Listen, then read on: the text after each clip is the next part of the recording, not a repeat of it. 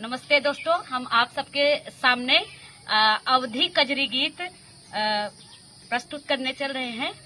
आप लोग मेरा गाना सुनिएगा। अगर मेरा गाना आप सभी को पसंद आए तो मेरे चैनल को लाइक, सब्सक्राइब और शेयर कर दीजिएगा। मेरे चैनल का नाम है ऋतुजा अवधी लोकगीत।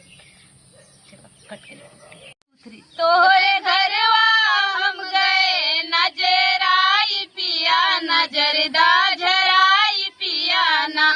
तोहरे घरवा हम गए नजराई पिया, नजरदा झराई पिया ना। जब से आए ससुराल काला माची दिन रात, जब से आए ससुराल काला माची दिन रात। तोरे घरवा हम गए दुबराई पिया, नजरदा झराई पिया ना। तोरे घरवा हम गए दुबराई पिया, नजरदा झराई पिया ना। तोरे घरवा हम गए नजराई पिया, नजरदा झराई पिया ना।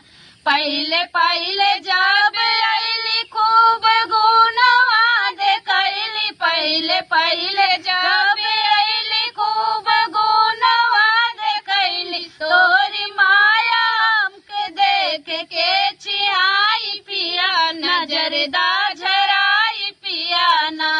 तोरी माया हमके देख के छिहाई पिया, नजरदा झराई पिया ना। तोहरे घरवा हम गए नजराई पिया, नजरदा झराई पिया ना। तोरी भौजिया देख मोर मुहवा निरेख, तोरी भौजिया देख मोर मुहवा निरेख। हमरे ऊपरा बबूत दागिराई पिया, नजरदा झराई पिया ना। हमरे ऊपरा बबूत दागिराई पिया, नजरदा झराई पिया ना। तोरे घरवा हम गए नजराई पिया, नजरदा झराई पिया ना।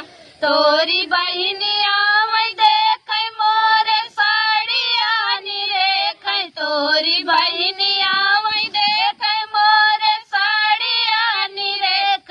हमरे दहिया के दी सुखवाई पिया, नजरदा झराई पिया ना। हमरे दहिया के दी सुखवाई पिया, नजरदा झराई पिया ना। तोरे घरवा हम गए नजराई पिया, नजरदा झराई पिया ना। नमस्ते।